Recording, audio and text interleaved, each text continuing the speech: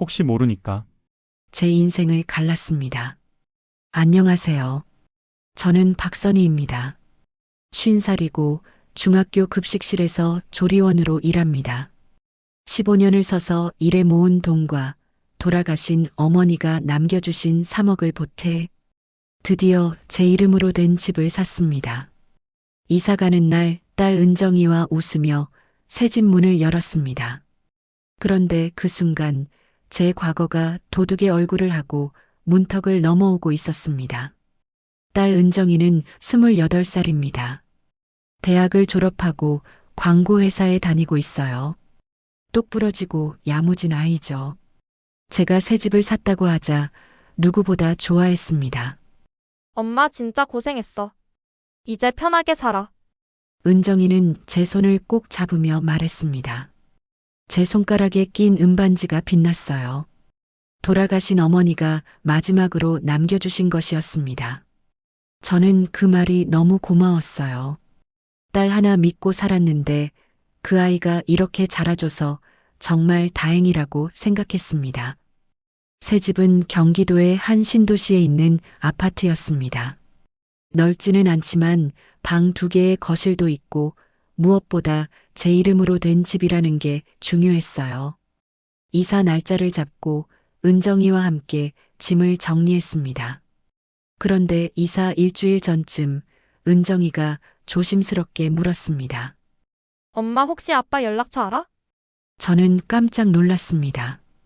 은정이 아버지 얘기는 딸이 초등학교 때 이후로 한 번도 꺼낸 적이 없었거든요. 그 사람은 은정이가 5살 때 집을 나갔습니다. 빚을 지고 도망친 거죠.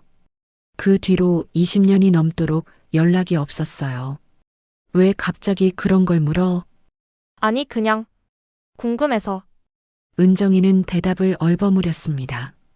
저는 이상했지만 깊게 묻지 않았어요. 딸도 나이가 들면서 아버지가 궁금할 수도 있다고 생각했습니다. 모르지. 연락처도 없고 살아있는지도 몰라. 그렇구나. 알았어. 은정이는 더 이상 묻지 않았습니다. 하지만 그날 밤 딸의 방에서 전화하는 소리가 들렸습니다. 목소리가 낮았지만 또렷하게 들렸어요. 그래, 알았어. 그럼 그날 오면 돼. 누구와 통화하는 걸까요? 저는 궁금했지만 딸의 사생활을 침범하고 싶지 않았습니다. 그냥 친구나 남자친구와 통화하는 거라고 생각했어요. 이사 당일이 되었습니다. 이삿짐 센터 기사님들이 짐을 나르고 저와 은정이는 새 집을 정리했습니다. 오후 3시쯤 거실 정리가 거의 끝났을 때였어요. 현관 초인종이 울렸습니다. 은정아, 누구지? 내가 볼게. 은정이가 먼저 나가서 문을 열었습니다. 그런데 문이 열리자마자 낯선 남자 목소리가 들렸어요. 오, 이게 얼마만이야. 저는 그 목소리를 듣는 순간 온몸이 굳었습니다. 설마 그 사람일까요? 저는 천천히 현관으로 나갔습니다. 그리고 그 사람을 봤어요. 20년 만에 본전 남편 김태수였습니다. 거실 선반 위 가족 사진이 눈에 들어왔어요. 은정이가 5살 때 찍은 사진. 그 사진 속엔 김태수도 있었습니다. 저는 그 사진을 오래전에 치워버렸어야 했어요. 선이야, 오래간만이네. 그 사람은 웃으며 말했습니다. 저는 말문이 막혔어요. 어떻게 여기를 알았을까? 왜 갑자기 나타난 걸까? 태수 씨, 어떻게... 아, 은정이가 연락했어. 엄마가 새 집 샀다고. 그 순간 제 심장이 철렁 내려앉았습니다. 은정이가 연락했다고요? 일주일 전 딸이 물었던 질문이 떠올랐어요. 엄마 혹시 아빠 연락처 알아? 저는 딸을 돌아봤습니다. 은정이는 고개를 숙이고 있었어요. 은정아, 이게 무슨... 엄마 미안해. 근데 아빠도 가족이잖아. 새 집에 한 번쯤은 와봐야 하지 않을까 해서. 은정이의 말에 저는 할 말을 잃었습니다. 가족이라고요? 20년 동안 연락 한 번 없던 사람이 무슨 가족입니까? 은정아, 넌 이 사람이 뭘 한 사람인지 알아? 우리 버리고 도망간 사람이야. 알아. 근데 엄마 그래도 내 아빠잖아. 딸의 말에 가슴이 무너지는 것 같았습니다. 저는 김태수를 똑바로 쳐다봤어요. 들어오지 마세요. 당신이 올 곳이 아니에요. 선이야, 그렇게 박정하게 굴지 마. 나도 딸이 보고 싶었어. 20년 동안 보고 싶지도 않으시더니 갑자기 뭐가 보고 싶어요? 제 목소리가 떨렸습니다. 화가 났지만 동시에 불안했어요. 이 사람이 왜 나타난 걸까? 무슨 목적이 있는 게 아닐까? 엄마 제발 좀 들어오게 해줘. 아빠가 멀리서 왔어. 은정이가 제 팔을 잡으며 말했습니다. 저는 딸의 얼굴을 봤어요. 간절한 표정이었습니다. 저는 결국 한숨을 쉬고 비켜섰어요. 들어오세요. 근데 오래 있지 마세요. 김태수는 웃으며 집 안으로 들어왔습니다. 그리고 거실을 둘러봤어요. 와, 괜찮네. 여기 얼마에 했어? 그게 중요해요? 차나 드세요. 저는 냉정하게 말하며 주방으로 갔습니다. 물을 끓이면서 거실 쪽을 힐끔 봤어요. 김태수는 소파에 앉아 은정이와 이야기를 나누고 있었습니다. 은정아, 내가 이렇게 예쁘게 컸구나. 마지막으로 봤을 때가 5살이었는데. 기억나요? 당연하지. 아빠가 어떻게 있겠어. 저는 그 대화를 들으며 이를 악물었습니다. 기억난다고요? 그럼 왜 20년 동안 연락 한 번 안 했습니까? 차를 타서 거실로 가져갔습니다. 김태수는 차를 받아 마시며 또 물었어요. 그래, 이 집 얼마에 샀어? 5억? 6억? 그게 왜 중요해요? 아니, 궁금해서. 선이야, 내가 돈을 어떻게 모았길래 이런 집을 샀나 싶어서. 저는 대답하지 않았습니다. 그런데 은정이가 먼저 말했어요. 엄마가 15년 동안 일해서 모은 거랑 할머니 유산이요. 아, 장모님 유산? 그럼 꽤 됐겠네. 김태수의 눈빛이 이상하게 변했습니다. 저는 그 표정을 보며 불안감이 커졌어요. 이 사람이 돈 때문에 온 건 아닐까? 태수 씨, 이제 가보세요. 할 얘기도 없잖아요. 아, 벌써? 좀 더 있다 가면 안 돼? 안 돼요. 저 정리할 것도 많고 피곤해요. 저는 단호하게 말했습니다. 김태수는 아쉬운 표정을 지으며 일어났어요. 알았어. 그럼 다음에 또 올게. 다음은 없어요. 에이, 그렇게 말하지 마. 우리 은정이도 있는데. 김태수는 웃으며 현관으로 나갔습니다. 은정이가 배웅을 하고 문을 닫았어요. 저는 딸을 돌아봤습니다. 은정아, 왜 그랬어? 왜 그 사람한테 연락한 거야? 엄마 미안해. 근데 나도 아빠가 궁금했어. 엄마는 아빠 얘기를 절대 안 하잖아. 안 하는 게 아니라 할 필요가 없는 거야. 그 사람은 우리 인생에서 사라진 사람이야. 그래도 내 아빠잖아. 딸의 말에 더 이상 할 말이 없었습니다. 저는 한숨을 쉬고 방으로 들어갔어요. 침대에 앉아 생각했습니다.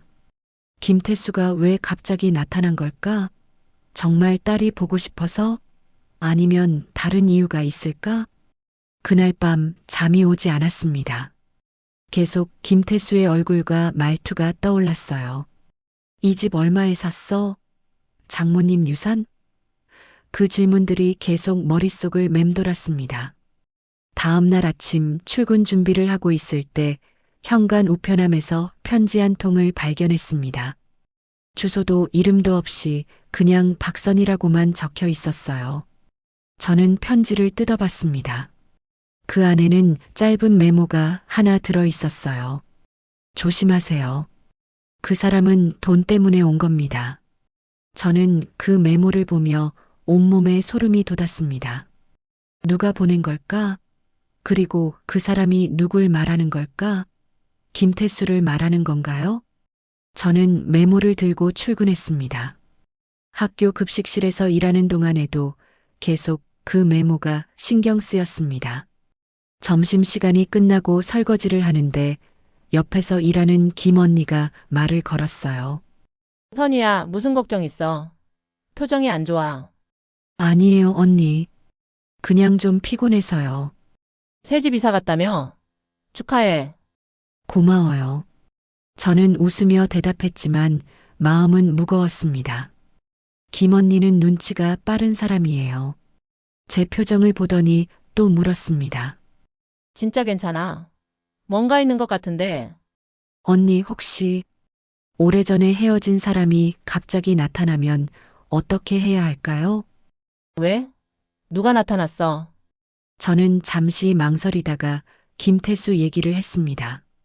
김 언니는 듣더니 심각한 표정을 지었어요. 선이야, 조심해. 20년 만에 갑자기 나타난 건 뭔가 이유가 있는 거야. 저도 그게 걱정이에요. 딸이 연락했다고. 그것도 이상해. 딸이 왜 갑자기 아빠를 찾았을까? 김 언니의 말에 저도 고개를 끄덕였습니다. 은정이가 왜 갑자기 아버지를 찾았을까? 정말 그냥 궁금해서였을까? 아니면 다른 이유가 있을까?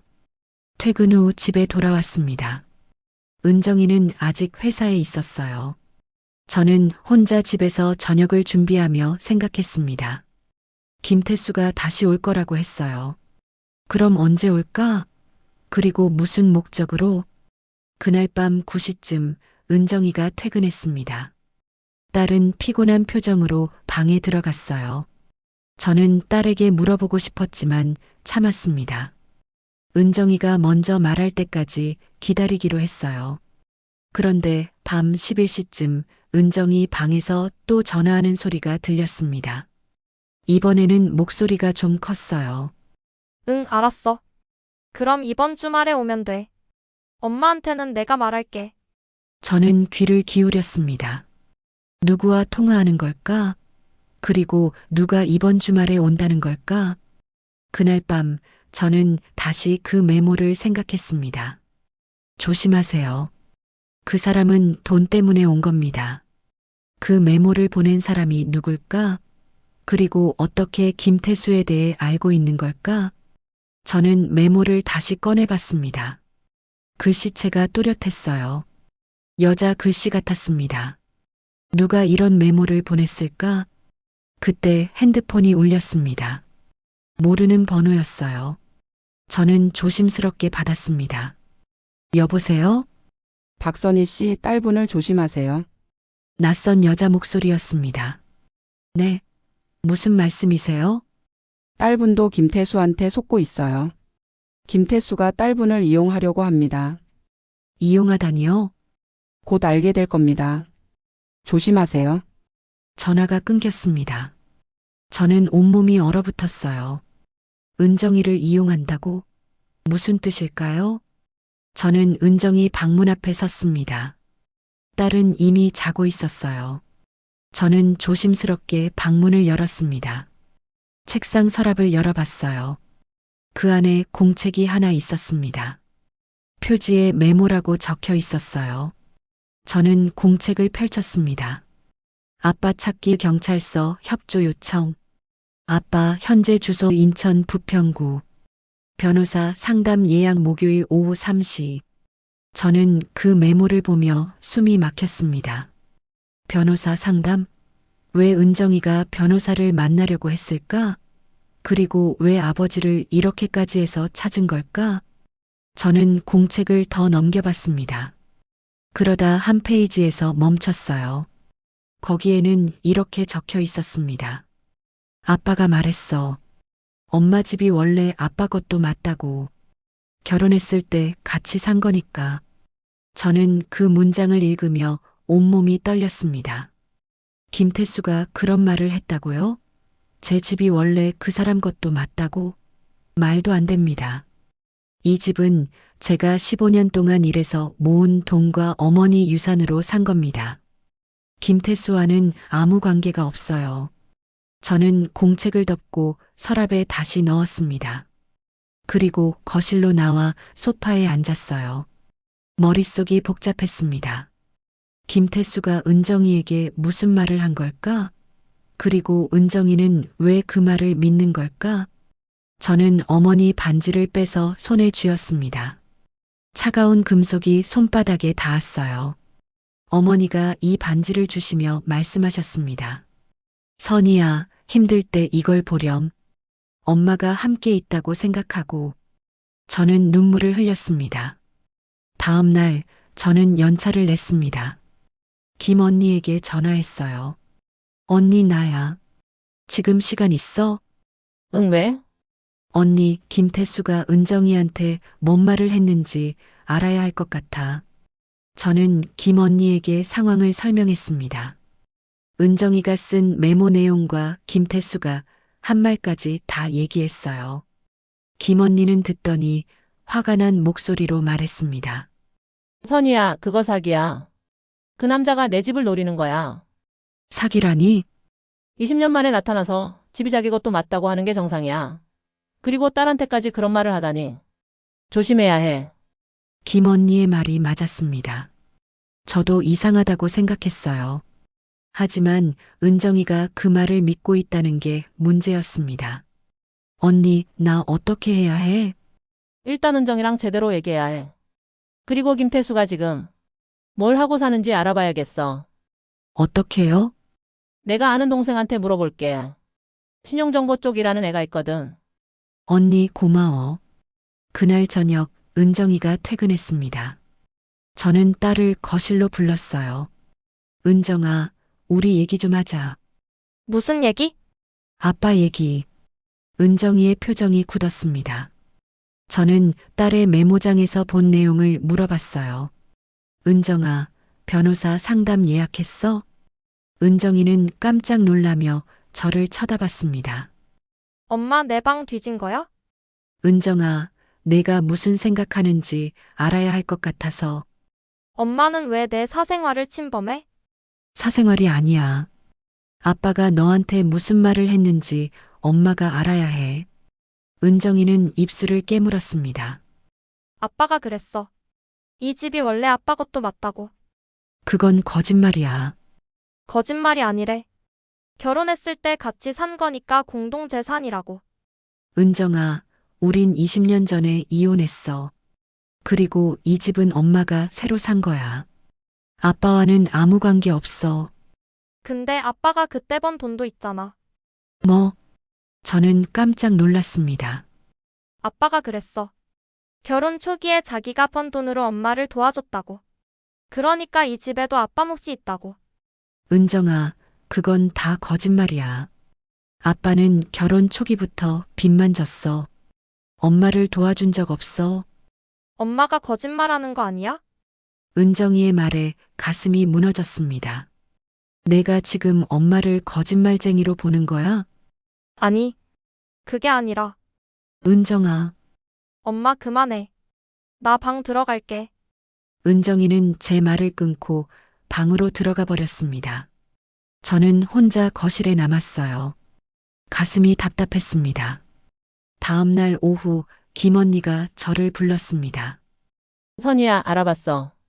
김태수 신용불량자야. 카드 연체, 대출 연체까지. 정말 응. 그리고 최근에 다른 사람 명의로 집 알아본 기록도 있대.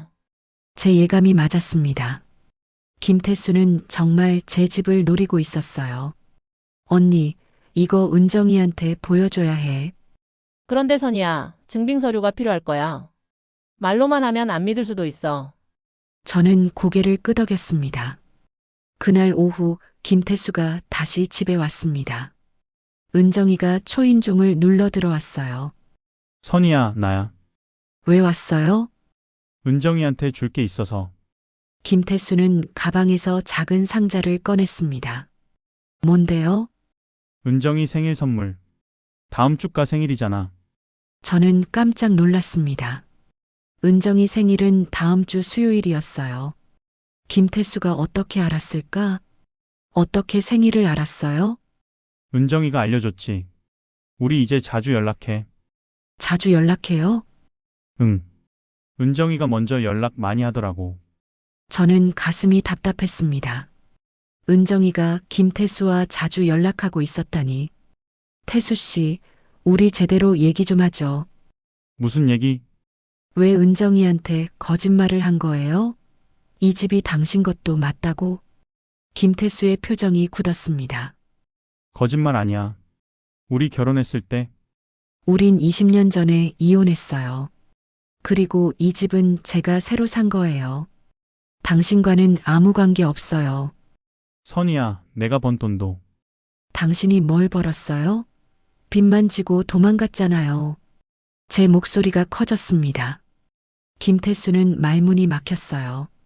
그리고 당신 지금도 빚 많다며요? 신용불량자라고. 김태수의 얼굴이 하얗게 변했습니다.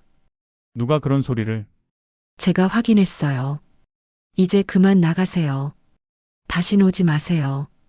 김태수는 잠시 망설이더니 문 앞에 섰습니다. 선이야, 한 가지만 더. 뭐예요?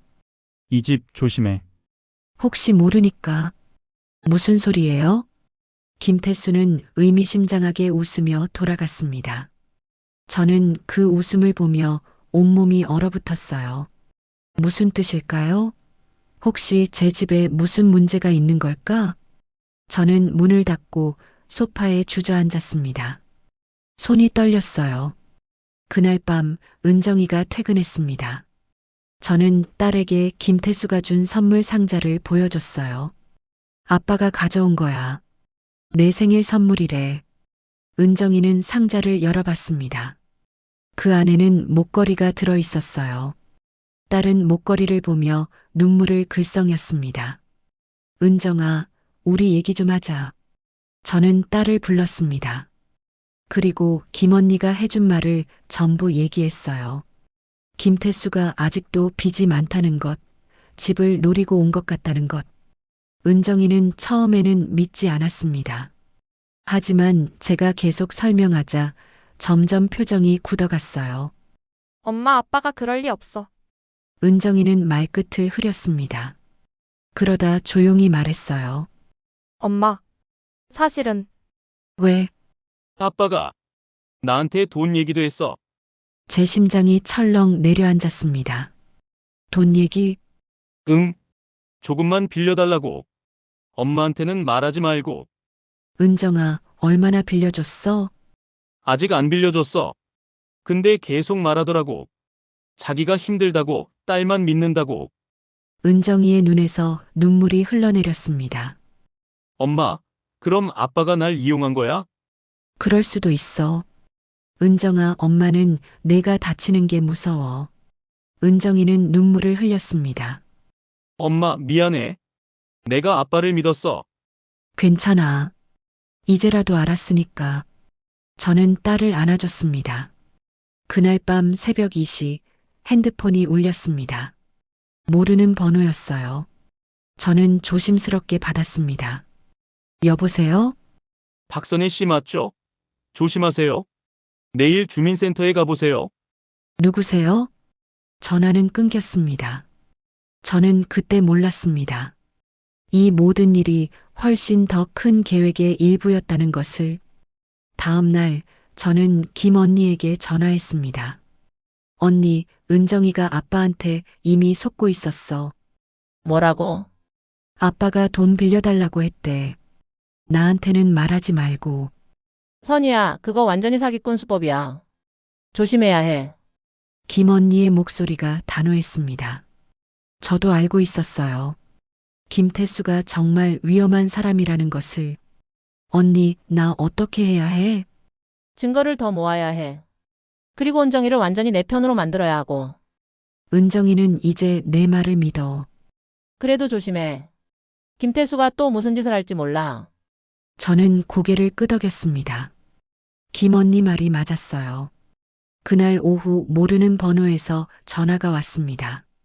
저는 조심스럽게 받았어요. 여보세요? 박선희 씨 맞으시죠? 낯선 여자 목소리였습니다. 네, 맞는데요. 누구세요?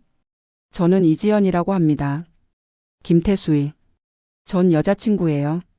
저는 놀라서 멈춰섰습니다. 전 여자친구라고요? 전 여자친구요? 네. 3년 전까지 김태수랑 사귀었어요. 박선희 씨를 도와드리고 싶어서 연락드렸습니다. 도와주시겠다고요? 네. 제가 김태수한테 당한 일이 있어서요. 오늘 만나서 얘기할 수 있을까요? 저는 잠시 망설였습니다. 이 사람을 믿어도 될까? 하지만 지금 상황에서 도움이 필요했어요. 어디서 만날까요? 신도시역 앞 카페로 와주시겠어요? 오후 3시에. 알겠습니다. 전화를 끊고 저는 생각했습니다. 이지연이라는 사람이 무슨 얘기를 할까? 김태수한테 무슨 일을 당한 걸까? 오후 3시, 저는 신도시역 앞 카페에 도착했습니다. 안으로 들어서자 한 여자가 손을 들었어요. 30대 중반쯤 되어 보였습니다. 박선희 씨죠? 네, 맞습니다. 저는 그 여자 앞에 앉았습니다. 이지연은 가방에서 서류 몇 장을 꺼냈어요. 제가 우편함에 메모 넣어드린 사람이에요. 아, 그러셨군요. 박선희 씨를 도와드리고 싶어서요. 저도 김태수한테 똑같이 당했거든요. 이지연은 서류를 제 앞에 놓았습니다. 이게 뭔데요? 김태수가 제 집을 담보로 대출받은 서류예요. 저를 속여서요. 저는 서류를 봤습니다. 대출 계약서, 경매 통지서, 모두 이지연 이름으로 되어 있었어요. 어떻게 이런 일이? 3년 전 일이에요. 김태수가 저한테 접근했을 때 저도 박선희 씨처럼 집이 있었어요. 혼자 살면서 힘들게 모아서 산 집이었죠. 이지연의 목소리가 떨렸습니다. 김태수는 처음엔 정말 좋은 사람인 척했어요. 다정하고 저를 아껴주는 것처럼 보였죠. 그러다 어느 날 자기 사업 자금이 필요하다며 제 집을 담보로 대출을 받자고 했어요. 그래서요? 저는 사랑한다는 말에 속아서 동의했어요. 그런데 나중에 알았어요. 김태수 혼자 한 게 아니었어요. 혼자가 아니었다고요? 네. 계약서를 자세히 보니까 이상한 부분이 있었어요. 제 서명 옆에 보증인 명의가 하나 더 있었는데 그 사람 이름을 저는 본 적도 없었거든요. 이지연은 서류 하나를 더 꺼냈습니다. 이거 보세요. 이게 그때 대출 계약서예요. 여기 보증인 김미영이라고 되어 있죠? 저는 이 사람을 모릅니다. 저는 서류를 자세히 봤습니다. 정말 보증일란에 김미영이라는 이름이 있었어요. 그럼 이 사람이 누구죠? 그게 나중에 알아보니까 김태수랑 같이 사기를 치는 공범이었어요. 이 여자가 계획을 다 짰고 김태수는 실행만 한 거죠. 공범이요? 네. 그리고 더 무서운 건 저만 당한 게 아니라는 거예요. 이지연은 핸드폰을 꺼내 사진 몇 장을 보여줬습니다. 이 사람들이 김태수한테 당한 다른 피해자들이에요. 제가 알아본 것만 4명이에요. 사진 속엔 여러 여자들이 보였습니다. 모두 40, 50대로 보였어요. 모두 집이 있었고 혼자 살았고 김태수한테 속아서 집을 잃었어요. 그리고 계약서마다 똑같은 보증인 이름이 들어가 있었어요. 김미영. 저는 온몸에 소름이 돋았습니다. 저는 숨이 막혔습니다. 김태수가 그런 짓을 했다니. 그 뒤로 김태수는 연락을 끊었어요. 제가 찾으려고 했지만 이미 사라진 뒤였죠. 그런데 어떻게 저를 아셨어요? 제가 김태수를 찾아다니면서 다른 피해자들도 만났어요. 그러면서 김태수의 수법을 정리했죠. 이지연은 핸드폰을 꺼내 메모를 보여줬습니다. 김태수의 패턴은 이래요. 첫째, 혼자 사는 중년 여성을 타겟으로 한다. 둘째, 딸이나 가족을 통해 접근한다. 셋째, 집이나 재산이 있는 사람만 노린다. 넷째, 감정적으로 약한 시기를 노린다. 저는 그 메모를 보며 소름이 돋았습니다. 제가 딱 그 조건에 맞았어요. 그리고 김태수가 최근에 저한테 또 연락했어요. 돈을 빌려달라고요. 그때 얘기를 들었죠. 전 부인이 새 집을 샀다고 딸을 통해서 접근하고 있다고. 저는 온몸에 소름이 돋았습니다. 그래서 제가 박선희 씨한테 경고 메모를 보낸 거예요. 김태수가 똑같은 짓을 하려는 걸 막고 싶었어요. 고맙습니다. 덕분에 조심할 수 있었어요. 아직 끝난 게 아니에요. 김태수는 절대 포기하지 않을 거예요. 분명 다른 방법을 찾을 겁니다. 이지연의 말에 저는 불안해졌습니다. 어떻게 해야 할까요? 절대로 김태수 말을 믿지 마세요. 그리고 딸분을 잘 지켜주세요. 김태수는 딸분을 이용해서 박선희 씨한테 접근하려고 할 거예요. 은정이는 이제 제 말을 믿어요. 다행이네요. 그래도 조심하세요. 김태수는 교묘해요. 이지연은 명함을 건넸습니다. 혹시 도움이 필요하시면 언제든 연락 주세요. 제가 증인으로라도 나서겠습니다. 정말 고맙습니다. 저는 이지연과 헤어진 뒤 집으로 돌아왔습니다. 머릿속이 복잡했어요. 김태수가 이지연한테도 똑같은 짓을 했다니. 그럼 저도 똑같이 당할 뻔한 거잖아요. 집에 도착했을 때 은정이가 먼저 와 있었습니다. 엄마 어디 갔다 와? 응, 볼일 좀 봤어. 저는 은정이에게 이지연을 만난 얘기를 했습니다. 딸은 듣더니 얼굴이 하얗게 변했어요. 엄마 아빠가 정말 그런 짓을 했어? 응. 이지연 씨가 서류도 다 보여줬어. 나 때문이야. 내가 아빠한테 연락해서. 아니야, 은정아. 내 잘못이 아니야. 아빠가 너를 이용한 거야. 은정이는 눈물을 흘렸습니다. 저는 딸을 꼭 안아줬어요. 다음 날 출근하려고 현관문을 여는데 우편함에 편지가 또 와 있었습니다.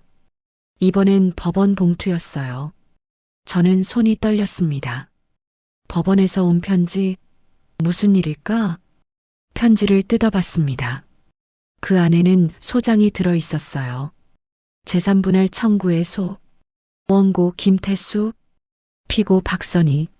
저는 그 서류를 보며 온몸에 힘이 빠졌습니다. 김태수가 저를 상대로 소송을 건 거예요. 이혼한 지 20년이 지났는데 재산 분할을 청구한다고요? 저는 바로 김 언니에게 전화했습니다. 언니, 큰일 났어. 김태수가 소송 걸었어. 뭐? 무슨 소송? 재산 분할 청구래. 제 집이 원래 공동 재산이었다고. 말도 안 돼. 이혼한 지 20년이 넘었잖아. 그래도 소장이 왔어. 선이야, 변호사 만나봐야 해. 이거 제대로 대응 안 하면 큰일 나. 저는 고개를 끄덕였습니다. 변호사를 만나야 했어요. 그날 오후 저는 연차를 내고 법률구조공단을 찾아갔습니다. 상담 변호사님께 사정을 설명했어요. 선생님, 이혼한 지 20년이 넘었는데도 재산 분할을 청구할 수 있나요? 원칙적으로는 이혼 후 2년 이내에 청구해야 합니다. 20년이 지났다면 소멸시효가 완성된 거죠. 그럼 제가 이길 수 있나요? 네, 충분히 이길 수 있습니다. 다만 상대방이 어떤 주장을 하는지 봐야겠죠. 변호사님은 소장을 자세히 읽어보셨습니다. 여기 보면 원고가 특별한 사정을 주장하네요. 이혼 당시 재산 분할을 하지 못한 특별한 사유가 있었다고. 무슨 사유요? 원고가 당시 연락이 두절되어 재산 분할 협의를 할 수 없었다고 주장하네요. 그건 거짓말이에요. 본인이 빚 때문에 도망간 거예요. 그렇다면 그 부분을 입증하시면 됩니다. 당시 상황을 증명할 수 있는 자료가 있나요? 이혼 판결문은 있어요. 좋습니다. 그것만 있어도 충분합니다. 그리고 현재 이 집을 구입한 자금 출처를 명확히 하시면 됩니다. 제가 일해서 모은 돈과 어머니 유산으로 샀어요. 그럼 통장 내역과 유산 관련 서류를 준비하세요. 그리고 전 남편이 현재 신용불량자라는 사실도 도움이 될 겁니다. 저는 변호사님 말씀을 듣고 조금 안심이 되었습니다. 이길 수 있다는 희망이 생겼어요. 집에 돌아와서 은정이에게 소송 얘기를 했습니다. 딸은 충격받은 표정이었어요. 엄마 아빠가 정말 그런 거야? 응. 아빠는 우리 집을 빼앗으려고 하는 거야. 나 때문이야. 아니야, 은정아. 내 잘못이 아니야. 저는 딸을 안아줬습니다. 엄마 내가 도울 수 있는 거 있어? 응. 내가 아빠랑 통화한 내용 기억나는 대로 적어줘. 아빠가 뭐라고 했는지 다. 알았어. 은정이는 방으로 들어가 메모를 하기 시작했습니다. 그날 밤 저는 20년 전 서류들을 찾아봤습니다. 이혼 판결문, 통장 내역, 어머니 유산 증명서 모두 정리했어요. 다음 날 이지연에게 전화했습니다. 이지연 씨, 김태수가 저한테 소송 걸었어요. 역시 그렇군요. 저도 당했어요. 어떻게 했어요? 저는 졌어요. 증거가 부족했거든요. 김태수가 워낙 교묘하게 서류를 조작해서요. 그럼 저도 아니에요. 박선희 씨는 이길 수 있어요. 이혼한 지 20년이 넘었잖아요. 저는 이혼한 지 1년밖에 안 됐었거든요. 그래도 불안해요. 박선희 씨, 제가 증인으로 나설게요. 김태수가 어떤 사람인지 법정에서 증언하겠습니다. 정말요? 고맙습니다.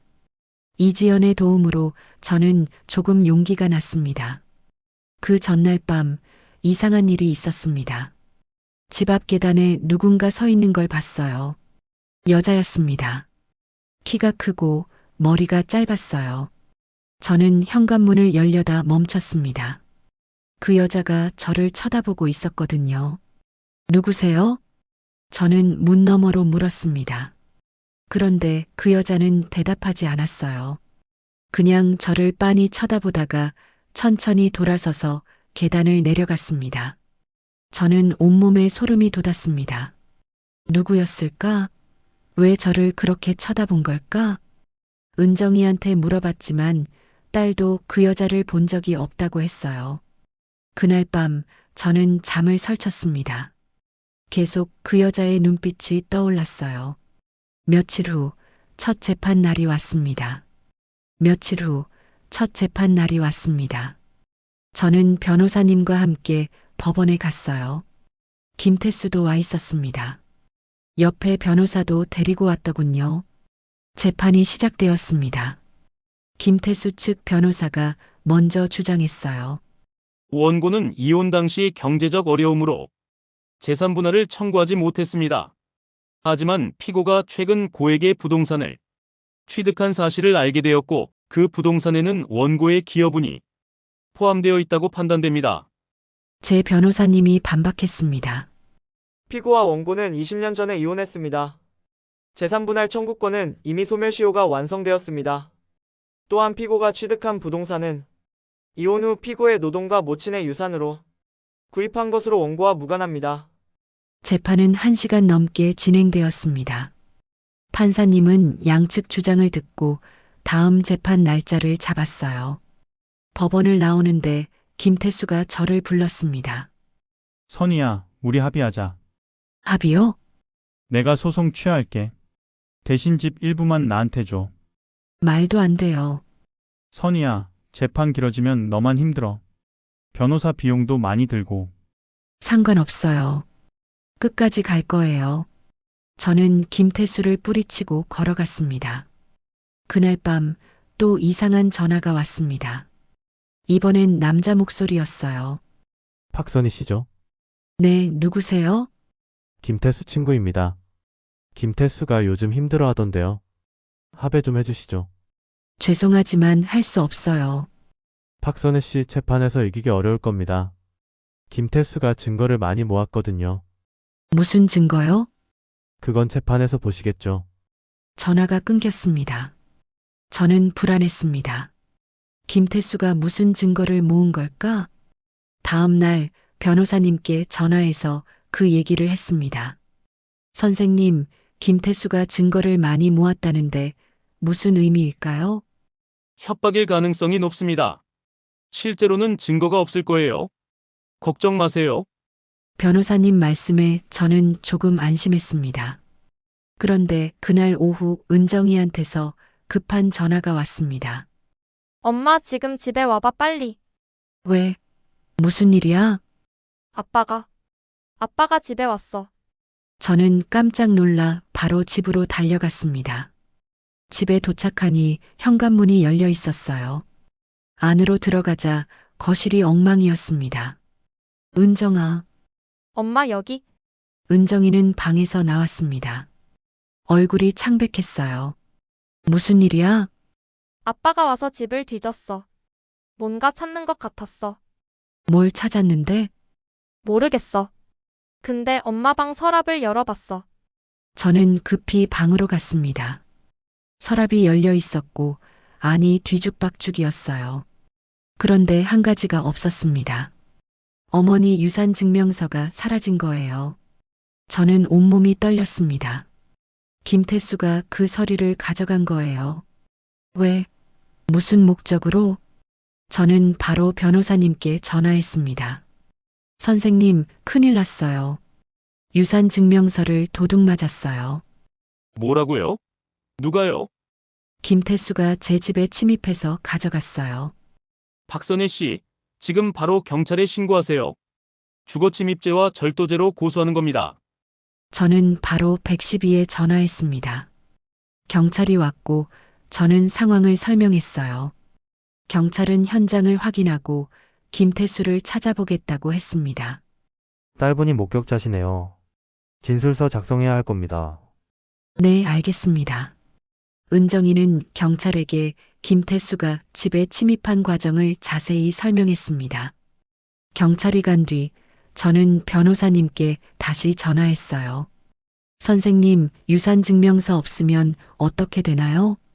원본은 주민센터나 은행에 남아있을 겁니다. 다시 발급받으면 됩니다. 그럼 김태수가 왜 가져간 거죠? 아마 위조하려고 했을 겁니다. 유산 금액을 줄여서요. 그러면 박선희 씨가 집 살 때 다른 자금을 사용했다고 주장할 수 있으니까요. 그럴 수가. 하지만 걱정 마세요. 우리가 원본을 다시 발급받으면 위조 사실이 드러날 겁니다. 저는 변호사님 말씀대로 다음날 바로 서류를 다시 발급받았습니다. 며칠 후 경찰에서 연락이 왔습니다. 박선희 씨 김태수를 조사했습니다. 자백했나요? 주거침입과 서류 절도를 인정했습니다. 그리고 서류를 위조하려고 했다는 것도요. 저는 안도의 한숨을 쉬었습니다. 드디어 증거를 잡았어요. 그런데 박선희 씨, 경찰의 목소리가 조심스러워졌습니다. 김태수가 혼자 한 게 아닙니다. 무슨 뜻이에요? 공범이 있습니다. 공범이요? 제 심장이 철렁 내려앉았습니다. 김태수를 교사한 사람이 따로 있습니다. 그 사람이 이 모든 계획을 짰다고 하네요. 저는 그 말을 듣고 온몸이 얼어붙었습니다. 공범이 있다고요? 그럼 이 모든 게 더 큰 계획이었다는 건가요? 그 사람이 누구죠? 김태수가 이름을 말하지 않고 있습니다. 다만 한 가지 이상한 점이 있어요. 뭔데요? 김태수가 조사받을 때 계속 그 사람한테 연락하게 해달라고 했대요. 그래서 통화 기록을 확인했는데 경찰관은 잠시 말을 멈췄습니다. 최근 한 달 동안 김태수가 가장 많이 통화한 번호가 있습니다. 그런데 그 번호 주인이 박선희 씨와 같은 동네에 사는 사람이더군요. 같은 동네요? 혹시 주변에 김태수를 아는 사람 있나요? 40대 중반 여성으로. 저는 머릿속이 하얘졌습니다. 같은 동네, 40대 중반 여성? 모르겠어요. 일단 조사 중이니 조심하세요. 혹시 수상한 사람 보이면 바로 연락주세요. 전화를 끊고 저는 소파에 주저앉았습니다. 공범이 있다니. 그럼 김태수 혼자만 막으면 끝나는 게 아니었어요. 그날 밤 저는 이지연에게 전화했습니다. 이지연 씨, 경찰이 공범이 있다고 하던데요. 공범이요? 네. 김태수를 교사한 사람이 있대요. 이지연은 잠시 침묵했습니다. 박선희 씨 혹시 김태수가 요즘 자주 만나는 여자 있나요? 모르겠어요. 왜요? 제가 김태수한테 당했을 때도 뒤에 여자가 한 명 있었어요. 그 여자가 계획을 다 짰던 것 같아요. 그 여자가 누군데요? 이름은 몰라요. 근데 김태수가 그 여자 말을 되게 잘 들었어요. 저는 온몸에 소름이 돋았습니다. 그럼 지금도 그 여자가 김태수 뒤에 있다는 건가요? 이지연 씨 그 여자 어떻게 생겼어요? 40대 중반쯤? 키가 크고 머리는 짧았어요. 저는 그 말을 듣고 생각했습니다. 누가 김태수를 조종하고 있는 걸까? 그날 밤 저는 잠을 이룰 수 없었습니다. 공범이 누구일까? 그 사람은 지금 어디서 뭘 하고 있는 걸까? 그리고 그 사람이 다음에는 무슨 짓을 할까? 다음 날 경찰에서 다시 연락이 왔습니다. 박선희 씨 공범의 신원을 파악했습니다. 누구죠? 김미영이라는 여성입니다. 혹시 아시나요? 저는 그 이름을 듣고 멈췄습니다. 김미영? 어디서 들어본 것 같은데. 잘 모르겠는데요. 박선희 씨 옆집에 사는 사람입니다. 그 순간 제 심장이 철렁 내려앉았습니다. 옆집이라고요? 옆집이요? 501호에 살고 있습니다. 박선희 씨는 502호시죠? 저는 온몸이 얼어붙었습니다. 옆집에 살던 사람이 공범이었다고요?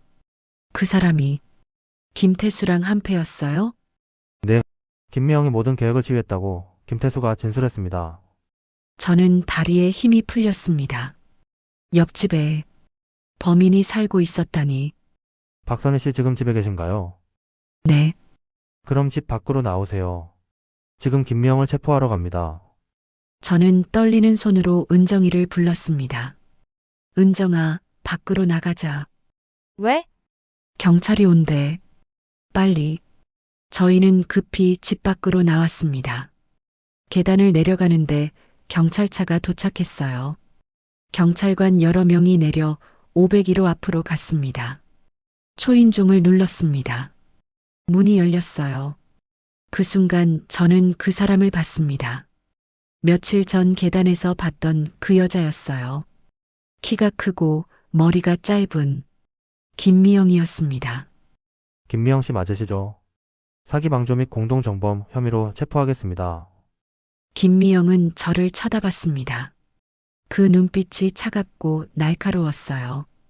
경찰이 김미영을 연행해 가는 모습을 보며 저는 온몸이 떨렸습니다.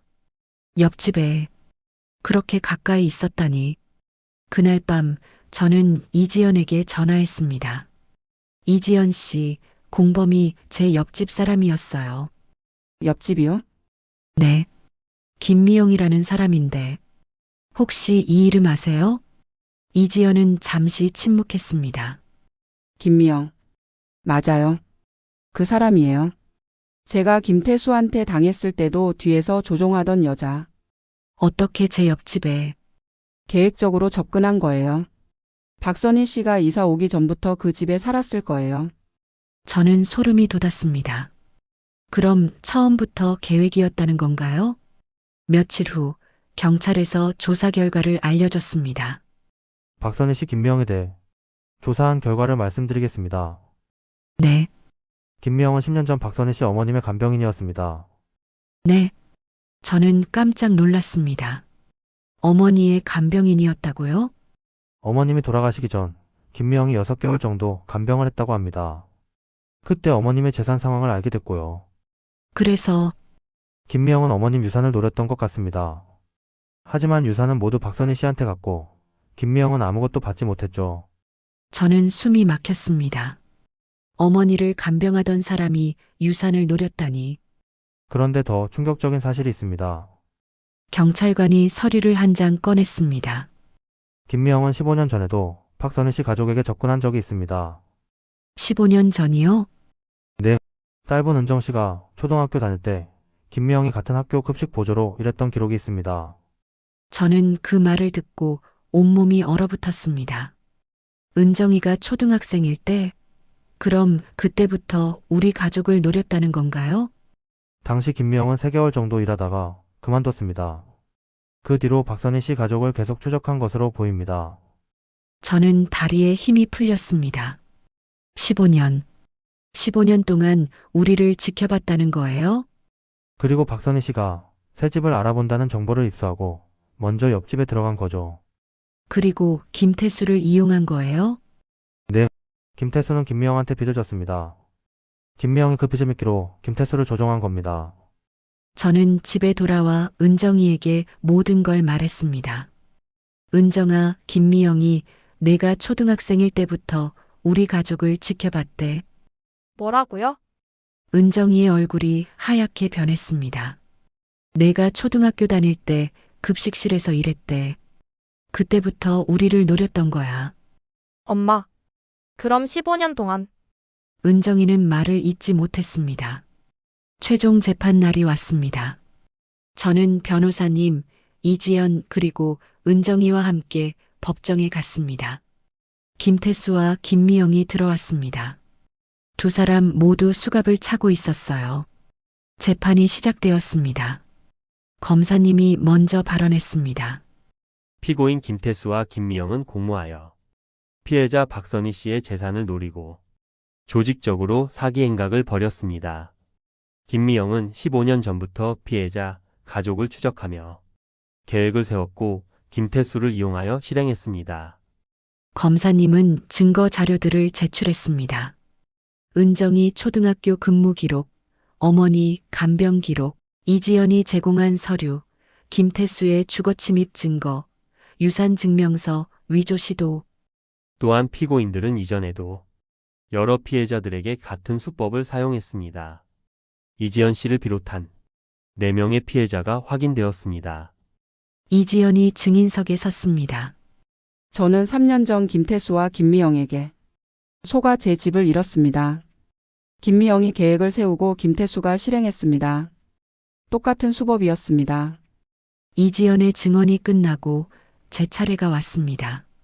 피해자 박선희 씨 나와주세요.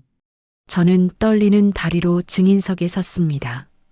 박선희 씨, 피고인들이 어떤 짓을 했는지 말씀해 주세요. 저는 심호흡을 하고 말했습니다. 김태수는 제 딸을 이용해서 저에게 접근했습니다. 20년 동안 연락 한 번 없다가 제가 집을 샀다는 소식을 듣고 나타났어요. 저는 목소리가 떨렸지만 계속 말했습니다. 김태수는 제 딸에게 거짓말을 했습니다. 이 집이 원래 자기 것도 맞다고 엄마가 아빠 몫을 가져갔다고 했어요. 그리고 딸한테 돈까지 빌려달라고 했습니다. 김태수는 고개를 숙였습니다. 김미영은 저는 말을 잇지 못했습니다. 숨이 막혔어요. 15년 동안 우리를 지켜봤다는 게 믿기지 않았습니다. 김미영은 15년 동안 저희 가족을 추적했습니다. 제 딸이 초등학생일 때부터요. 돌아가신 어머니를 간병하면서 유산을 노렸고 실패하자 복수하려고 옆집까지 따라왔어요. 제 목소리가 커졌습니다. 저는 15년 동안 서서 일하며 돈을 모았습니다. 관절이 망가지고 허리가 아파도 참았어요. 하루도 쉬지 않고 일했습니다. 돌아가신 어머니가 남겨주신 유산을 보태서 겨우 집을 샀어요. 저는 김미영을 똑바로 쳐다봤습니다. 이 집은 제 인생 전부입니다. 제 20년입니다. 그런데 이 사람들은 제 인생을 빼앗으려고 했어요. 용서할 수 없습니다. 증언을 마치고 자리로 돌아올 때 은정이가 증인석으로 걸어갔습니다. 저도 증언하고 싶어요. 판사님이 허락했습니다. 은정이는 김태수를 쳐다봤습니다. 아빠, 저 아빠가 보고 싶었어요. 어렸을 때부터 친구들은 다 아빠가 있는데 저만 없어서 속상했어요. 김태수가 고개를 들었습니다. 그래서 아빠가 연락 왔을 때 정말 기뻤어요. 드디어 아빠를 만날 수 있다고 생각했어요. 은정이의 목소리가 떨렸습니다. 근데 아빠는 저를 이용했어요. 엄마 집을 빼앗으려고 저를 이용했어요. 저한테 거짓말하고 돈 빌려달라고 하고. 은정이의 눈에서 눈물이 흘러내렸습니다. 아빠, 제발 이제 그만하세요. 엄마한테 미안하다고 하세요. 김태수는 얼굴을 손으로 가렸습니다. 어깨가 떨렸어요. 은정이는 자리로 돌아왔고 저는 딸을 꼭 안아줬습니다. 김미영의 변호사가 최후 변론을 했지만 김미영은 아무 말도 하지 않았습니다. 그냥 고개를 숙이고 앉아 있었어요. 판사님이 최종 판결을 내렸습니다. 피고인 김태수는 사기죄, 주거침입죄, 문서위조 미수죄로 징역 3년을 선고합니다. 김태수는 고개를 떨궜습니다. 피고인 김미영은 사기 공동정범, 사기방조, 주거침입 공모, 그리고 15년간의 계획적 범행을 고려하여 징역 5년을 선고합니다. 그 순간 김미영이 천천히 고개를 들었습니다. 얼굴이 창백했어요. 입술이 떨렸습니다. 재판장님, 김미영이 처음으로 입을 열었습니다.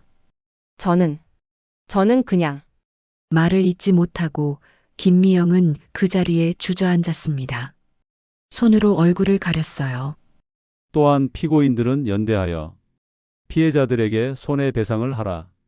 판결이 끝나고 법정을 나왔을 때 저는 비로소 안도의 한숨을 쉬었습니다. 이지연이 다가왔습니다. 박선희 씨 수고하셨어요. 이지연 씨도요. 덕분에 이길 수 있었어요. 이제 평온하게 사실 수 있겠네요. 저는 고개를 끄덕였습니다. 집으로 돌아오는 길 은정이가 조용히 말했습니다. 엄마, 나 법정에서 너무 떨렸어. 잘했어, 은정아. 용기 내줘서 고마워. 엄마, 나 아직도 가끔 아빠 생각나. 저는 은정이를 봤습니다. 딸의 눈에 눈물이 고여 있었어요. 그럴 수 있어. 아빠는 내 아빠니까. 근데 이제 아빠한테 실망했어. 완전히. 은정아, 내가 아빠한테 실망한 건 당연한 거야. 아빠가 잘못한 거니까. 나 엄마한테 미안해. 아빠를 믿어서. 아니야. 넌 아무 잘못 없어. 저는 딸의 손을 꼭 잡았습니다. 은정아, 우리 이제 둘이서 잘 살자. 엄마가 지켜줄게. 응, 엄마. 나도 엄마 지켜줄게. 저희는 집에 도착했습니다. 501호 앞을 지나칠 때 이상한 기분이 들었어요. 이제 그 집은 비어 있었습니다. 집 안으로 들어가 거실에 앉았습니다. 은정이가 차를 끓여왔어요. 엄마, 나 오늘부터 여기서 살래. 회사 다니면서. 정말? 응. 엄마 혼자 두기 싫어. 저는 눈물이 날 것 같았습니다. 고마워, 은정아. 그날 밤 저는 은정이가 자는 모습을 보며 생각했습니다. 이제 정말 끝났구나. 이제 평온하게 살 수 있겠구나. 며칠 후 저는 다시 학교 급식실로 출근했습니다. 김언니가 반갑게 맞아줬어요. 선희야, 다 끝났다며? 잘 됐다. 응, 언니. 고마워. 언니가 도와줘서 이길 수 있었어. 무슨 소리야? 내가 잘한 거지. 일상이 돌아왔습니다. 매일 아침 일어나서 거울을 보는데 제 얼굴이 달라 보였어요. 더 단단해 보였습니다. 출근길에 아파트를 나서는데 이웃분이 인사했습니다. 선희 씨, 안녕하세요. 안녕하세요. 저는 자신 있게 인사했습니다. 이제 더 이상 두렵지 않았어요. 주말에 이지연과 만났습니다. 카페에서 차를 마시며 이야기를 나눴어요. 박선희 씨 요즘 어떠세요? 좋아요. 이제 정말 평온해요. 다행이네요. 저도 박선희 씨 덕분에 마음이 편해졌어요. 제가요? 네. 박선희 씨가 이기는 걸 보면서 저도 용기가 났어요. 이제 과거를 완전히 내려놓을 수 있을 것 같아요. 저희는 웃으며 차를 마셨습니다. 집에 돌아와 거실에 앉았습니다. 은정이가 회사에서 돌아와 저녁을 준비했어요. 엄마, 오늘 뭐 먹을래? 내가 하고 싶은 거 해. 그럼 된장찌개? 좋지. 저희는 함께 저녁을 먹었습니다. 따뜻한 밥, 된장찌개, 김치. 소박하지만 행복했어요. 저녁을 먹고 설거지를 하는데 은정이가 옆에 와서 물었습니다. 엄마 행복해? 응, 행복해. 나도. 그날 밤 저는 어머니 반지를 받습니다. 반지를 빼서 손에 쥐었어요. 어머니, 저 이겼어요. 제 집 지켰어요. 이제는 제가 저를 지킬 차례예요. 저는 반지를 다시 손가락에 끼웠습니다. 반지가 빛나고 있었어요. 창밖으로 달이 떠올랐습니다. 고요한 밤이었어요. 은정이는 방에서 자고 있었고 저는 거실에 혼자 앉아 있었습니다. 20년이 지나서야 찾은 평온이었습니다. 쉽지 않았지만 포기하지 않았기에 지켜낼 수 있었어요. 저는 이제 다시 제 삶을 살아가려 합니다. 두렵지 않습니다. 제 집에서 제 딸과 함께 제 하루하루를 소중히 살아가려 합니다.